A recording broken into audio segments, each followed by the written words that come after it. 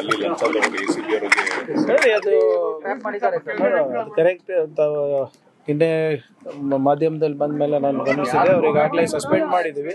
But ಇದು ಯಾರಿಗೂ ಕೂಡ ಗೌರವ ತರುವಂಥ ವಿಚಾರ ಅಲ್ಲ. ಇದು ವಿಶೇಷವಾಗಿ ಯಾರು ರಕ್ಷಣೆ ಮಾಡಬೇಕು ಅವರೇ ಭಕ್ಷಣೆ ಮಾಡಿದ್ರೆ ರಕ್ಷಕರೇ ಭಕ್ಷಕರಾದರೆ ಸರಿಯಲ್ಲ. ಅದನ್ನು ಈಗಾಗಲೇ ಅವ್ರಿಗೆ ಸಸ್ಪೆಂಡ್ ಮಾಡಿದ್ದೀವಿ. ಮತ್ತು ಮೇಲಧಿಕಾರಿಗಳು ಕೂಡ ಯಾರಾದರೂ ಇದರಲ್ಲಿ ಇನ್ವಾಲ್ವ್ ಇದೆಯಾ ಅಂತ ಕೂಡ ಚೆಕ್ ಮಾಡೋಕ್ಕೆ ನಾನು ಹೇಳಿದ್ದೇನೆ. ಬಟ್ ಇದು ಒಂದು ಈ ವ್ಯವಸ್ಥೆನಲ್ಲಿ ಏನು ಇದು ತುಕ್ಕು ಹಿಡಿದಿದೆ, ಇದನ್ನ ಸರಿಪಡಿಸ್ಲಿಕ್ಕೆ ಸ್ವಲ್ಪ ಟೈಮ್ ಆಗುತ್ತೆ.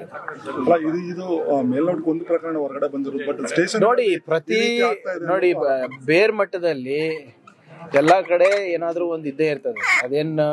ಅದು ನಮ್ಮ ಸಮಾಜದಲ್ಲಿ ನಡೆದು ಬಂತ ಬೆಳೆಸ್ತಿದ್ದಂಥ ಏನೋ ಒಂದು ಪ್ರವೃತ್ತಿ, ಹ್ಯಾಬಿಟ್ ಆಗಿಬಿಟ್ಟಿದೆ ಜನರಿಗೆ.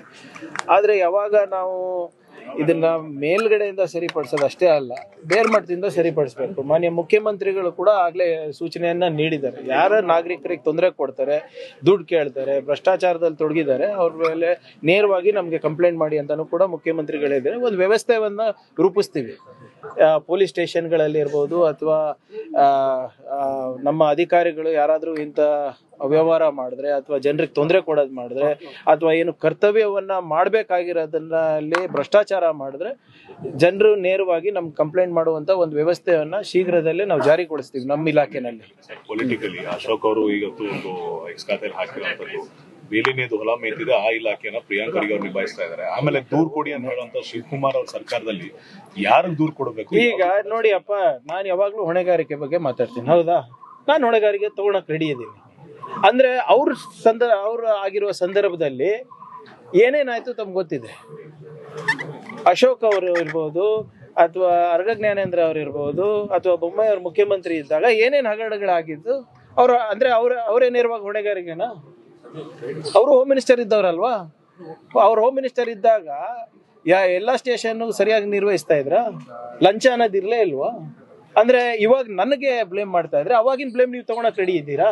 ನಾನು ಅಟ್ಲೀಸ್ಟ್ ಇಲ್ಲಿ ನಿಂತು ಮಾತನಾಡ್ತಾ ಇದ್ದೀನಿ. ಹೌದು, ನಮ್ಮ ಅಧಿಕಾರಿಗಳು ಮಾಡ್ತಾ ಇರೋದು ತಪ್ಪು, ಸರಿಯಲ್ಲ ಅಂತ ಸರಿಪಡಿಸ್ಲಿಕ್ಕೆ ಒಂದು ಪ್ರಾಮಾಣಿಕ ಪ್ರಯತ್ನ ಮಾಡ್ತೀನಿ ಅಂತ. ಒಂದು ಸ್ಟೇಟ್ಮೆಂಟ್ ತೋರಿಸ್ಬಿಡಿ ಅಶೋಕ್ ಅವ್ರದ್ದು. ಹಿಂಗೆ ಒಂದು ಸ್ಟೇಟ್ಮೆಂಟ್ ಎಲ್ಲಿ ಅವ್ರ ಜವಾಬ್ದಾರಿಯುತವಾಗಿ ಮಾತನಾಡಿದ್ದಾರೆ? ಈಗ ವಿರೋಧ ಪಕ್ಷದಲ್ಲಿ ಇದ್ದಾರೆ. ಈಗ ಅವ್ರ MLA ಲಂಚ ತಗೊಂಡಿದ್ರಲ್ಲಪ್ಪ, ಅದ್ರ ಬಗ್ಗೆ ಹೊಣೆಗಾರಿಕೆ ತಗೊಂಡ್ರ ಇವ್ರು ವಿರೋಧ ಪಕ್ಷದವ್ರೆ? ಟ್ರ್ಯಾಪ್ ಆದ್ರ ಲೋಕಾಯುಕ್ತದಲ್ಲಿ ನಮ್ಮ ಶಿರಟ್ಟಿ MLA ಅವರಲ್ಲ ಅವರು. ಅದಕ್ಕೆ ಯಾರು ಜವಾಬ್ದಾರಿ? ಈಗ DK ಶಿವಕುಮಾರ್ ಅವ್ರ ಬಗ್ಗೆ ಇರ್ಬೋದು, ನಮ್ಮ ಬಗ್ಗೆ ಇರ್ಬೋದು ಮಾತನಾಡ್ತಾ ಇದ್ರೆ ಅವ್ರ MLAನೇ ಟ್ರ್ಯಾಪ್ ಆದ್ರಲ್ಲ, ಅದಕ್ಕೇನು ಹೇಳ್ತಾರೆ? ಅದಕ್ಕೆ ಅದ್ರ ಬಗ್ಗೆನೂ ಎಕ್ಸ್ನಲ್ಲಿ ಹಾಕೊಳ್ಳಿ. ನಮ್ಮ MLAಗೆ ಹಿಂಗೆ ಟ್ರ್ಯಾಪ್ ಆಗಿದ್ದಾರೆ, ಬಹಳ ಮುಜುಗರ ಬಂದಿದೆ ನಮ್ಗೆ, ನಾವು ಇದ್ರ ಬಗ್ಗೆ ಆಕ್ಷನ್ ತಗೊಂಡಿದೀವಿ ಅಂತ ಹೇಳಿದ್ರೇನ್ರಿ ಅವರು? ನಾನು ಬೇರೆಯವ್ರ ಹತ್ರ ಅಕೌಂಟಬಿಲಿಟಿ ಕೇಳ್ತಾ ಇದ್ರೆ ನಾನು ಅಕೌಂಟಬಲ್ ಇದ್ದೀನಿ. If you are expecting accountability from me, show me you are also responsible first. Irresponsible statement ಮಾಡಕ್ಕಲ್ಲ ಇರೋದು ವಿರೋಧ ಪಕ್ಷದ ನಾಯಕರವರು. ಸರ್, ನಿರ್ಮಲಾ ಸೀತಾರಾಮನ್ ಅವರು ಹೇಳಿದ್ದಾರೆ ಗ್ಯಾರಂಟಿಗಳು ಕೊಡೋಗಿದ್ರೆ ಕೊಡಿ, ಮತ್ತೆ ಅನುದಾನ ಕೂಡ ಕೇಂದ್ರ ಏನು ದುಡ್ಡಿಲ್ಲ ಅಂದ್ರೆ ಗ್ಯಾರಂಟಿಗಳು ನಿಲ್ಲಿಸ್ಬಿಡಿ. ಮೈ ಪ್ರಯಾರಿಟಿ. ಕೇಂದ್ರ ಸರ್ಕಾರ ಅರೆ ಗ್ಯಾರಂಟಿಗಳು ಕೊಡೋದು ನಾವು ಕೇಳಿದೀವೇನ್ರಿ? ಗ್ಯಾರಂಟಿಗಳು ಕೊಡ್ಲಿಕ್ಕೆ ನಾವು ರಾಜ್ಯ ಸರ್ಕಾರ ಹತ್ರ ನಾವೇನು ಕೈ ಚಾಚಿದೀವಾ? ಕೇಂದ್ರ ಸರ್ಕಾರ ಹತ್ರ ನಾವು ಗ್ಯಾರಂಟಿಗಳನ್ನ ನಡೆಸಲಿಕ್ಕೆ ನಿರ್ಮಲಾ ಸೀತಾರಾಮನ್ ಅವರಿಗೆ ಸಿದ್ದರಾಮಯ್ಯ ಸಾಹೇಬ್ರಾಗಿರ್ಬೋದು, DK ಶಿವಕುಮಾರ್ ಸಾಹೇಬ್ರಾಗಿರ್ಬೋದು ಯಾವತ್ತಾನ ನಾವು ಮನವಿ ಮಾಡ್ಕೊಂಡಿದ್ದೀವ? ಕೇಂದ್ರ ಪುರಸ್ಕೃತ ಯೋಜನೆಗಳಿಗೆ ನಮ್ಮ ಪಾಲನ್ನ ಕೊಡಿ ಅಂತ ಕೇಳ್ತಾ ಇರೋದು.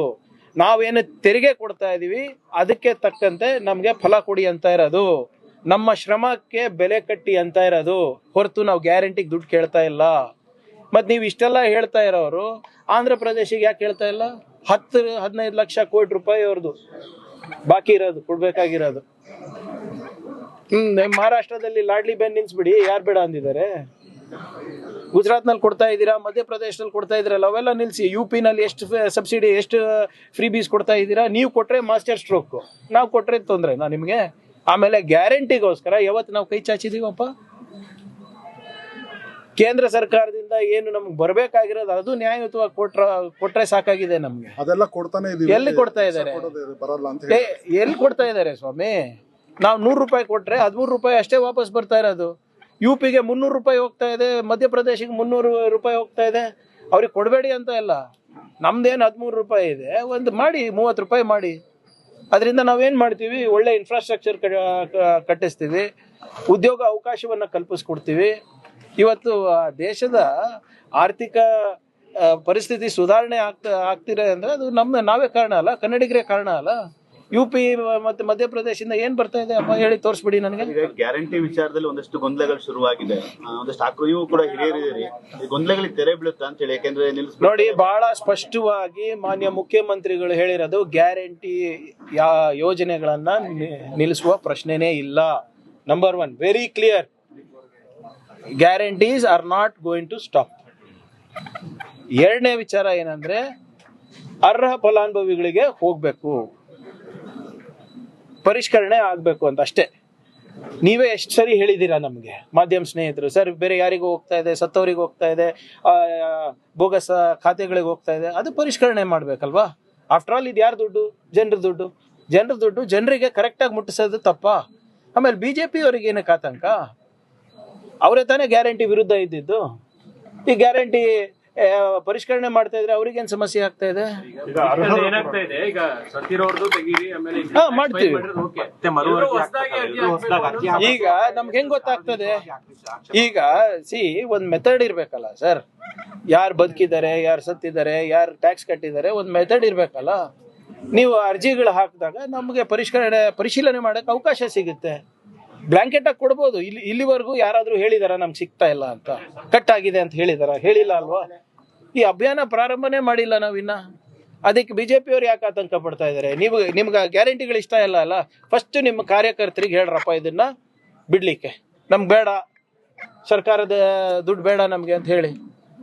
ಅದು ಒಂದು ಅಭಿಯಾನ ನಡೆಸಿದ್ರಲ್ಲ ಮೋದಿಯವರು, ಗಿವ್ ಅಪ್ ಅಂತ, ಸಿಲಿಂಡರ್ಗಳು LPG ಬಿಟ್ಕೊಡಿ ಅಂತ ಮಾಡಿ, ಏನೋ ಗ್ಯಾರಂಟಿಗಳನ್ನ ಗಿವ್ ಅಪ್ ಮಾಡಿ, ನೀವು ಅಭಿಯಾನ ಮಾಡಿ. BJP ಅವರು, ನಾವು ಯಾರು ನಮ್ಮ ದೇಹದಿಂದ ಕೊಡ್ತಾ ಇಲ್ಲ. ಜನರ ದುಡ್ಡು ಜನರ ತಲುಪಿಸಿದ್ರೆ ಒಂದು ಆರ್ಥಿಕ ಸ್ಥಿರತೆ ಇರುತ್ತೆ ಕುಟುಂಬಕ್ಕೆ ಅಂತ ಮಾಡ್ತಾ ಇರೋ ಯೋಜನೆ. ನಿಮ್ಗೆ ಇಷ್ಟ ಇಲ್ಲ ಅಂದ್ರೆ ನೀವು ತಗೋಬೇಡಿ, ತಗೊಂಡವ್ರು ತಗೋತಾರೆ. ಯಾರಿಗೆ BJP ಅವರಿಗೆ ಬಹಿರಂಗ ಮಾಡ್ಬೇಕಂತ ಅವ್ರ ಮಾತು ಕೇಳ್ಕೊಂಡು ನಾವು ಸರ್ಕಾರ ನಡ್ಸಕ್ಕಾಗತ್ತಾ? ಸ್ವಲ್ಪ ಸಾಮಾನ್ಯ ಪ್ರಜ್ಞಾನ ಇದೆಯಾ ಅವರಿಗೆ? SIT ವಿಚಾರಣೆ ಅದು ಇವತ್ತು ಕೋರ್ಟಲ್ಲಿದೆ, ಕೋರ್ಟಿಗೆ ಸಬ್ಮಿಟ್ ಮಾಡಿದ್ದೀವಿ. ಕೋರ್ಟ್ ಅವ್ರು ಏನು ಹೇಳ್ತಾರೆ, we will do it. BJP ಅವ್ರು ಹೇಳ್ದಂಗೆ ನಡ್ಕೊಳಕ್ಕಾಗಲ್ಲ ಅಪ್ಪ, ದಯವಿಟ್ಟು ಕ್ಷಮಿಸ್ಬೇಕು. ಕಾನೂನು ಅನ್ನೋದಿದೆ. ಬೆಂಗಳೂರಲ್ಲಿ ಆಗೋ ಕ್ರೈಮ್ಸ್ಗೆ ರಾಜ್ಯದವರೆಗೂ ಸಾಕಷ್ಟು ಕೈವಾಡಗಳಿದೆ. ನೇಪಾಳದಿಂದ ಬರ್ತಾ ಇರೋದು, ನೇಪಾಳಿಂದ ಇರ್ಬೋದು, ಬಾಂಗ್ಲಾದೇಶಿಂದ ಇರ್ಬೋದು. ಹೆಂಗ್ ಸರ್ ಬರ್ತಾ ಇದಾರೆ ಬೆಂಗಳೂರು? ನಮ್ದು are we sharing any international border? ನಮ್ದು ಬಾಂಗ್ಲಾದೇಶ ಜೊತೆ ನೆಂಟಿದ್ಯಾ? ಹೆಂಗ್ ಬರ್ತಾ ಇರೋದು? BJP ಅವ್ರು ಏನು ಹೇಳ್ತಾ ಇದ್ದಾರೆ ಅಂದ್ರೆ ನಿಮ್ಗೆ ಅರ್ಥ ಆಗ್ತಾ ಇಲ್ಲ. ನಿಮ್ಗೆ, ನಮ್ಮ ಮಾಧ್ಯಮ ಸ್ನೇಹಿತರಿಗೆ, ನೀವು ನನ್ನ ಮೇಲೆ ಹೇಳ್ತಾ ಇಲ್ಲ, ಅವರು ಅಮಿತ್ ಶಾ ಅವ್ರ ಮೇಲೆ ಹೇಳ್ತಾ ಇರೋದು. ಅವರು ಅಸಮರ್ಥ ಗೃಹ ಸಚಿವರು ಅಂತ ಅವ್ರು ಹೇಳ್ತಾ ಇರೋದು. ವಲಸಿಗರು ಹೆಂಗ್ರಿ ಬರ್ತಾ ಇದ್ದಾರೆ ಬಾಂಗ್ಲಾದೇಶಿಂದ ಬೆಂಗಳೂರು ತನಕ? Do I share a border? Bangla ಗಡಿ ಇದು ನಂದ ಜವಾಬ್ದಾರಿ. ಮಣಿಪುರ್ನಲ್ಲಿ ಯಾರು ಸರ್ಕಾರ? ವೆಸ್ಟ್ ಬೆಂಗಾಲ್ನಲ್ಲಿ ಯಾರು ಸರ್ಕಾರ? ಮಧ್ಯಪ್ರದೇಶನಲ್ಲಿ ಯಾರು ಸರ್ಕಾರ? ಆಂಧ್ರದಲ್ಲಿ ಯಾರು ಸರ್ಕಾರ? ಇಲ್ಲಿರೋರ್ನ ಪತ್ತೆ ಹಚ್ಚತಕ್ಕಂತ ಕೆಲಸನ ನಾವೇ ಮಾಡಿದೀವಲ್ಲ. 300 ಜನ ಬಾಂಗ್ಲಾದೇಶಿಗಳಿಗೆ ವಾಪಸ್ ಕರ್ಕೊಡಿದೆ. ಸ್ವಲ್ಪ ಟೈಮ್ ಕೊಡಿ ಸರ್. BJP ಅವ್ರದೇ ನೆಂಟಿರೋದು ಇವ್ರಿಗೆಲ್ಲರಿಗೂ. BJP ಅವರೇ ಇವತ್ತು ಅವ್ರಿಗೆ ಕರ್ಕೊಂಡು ಬರೋದು. ಸರ್, ಈ ಬಿಡ್ದಿ ಟೌನ್ ವಿಚಾರವಾಗಿ ರಾಹುಲ್ ಗಾಂಧಿ ಅವ್ರಿಗೆ ಪತ್ರ ಬರ್ತಾರೆ, ಬರೀಲಿ, ಅದಕ್ಕೇನಂತ.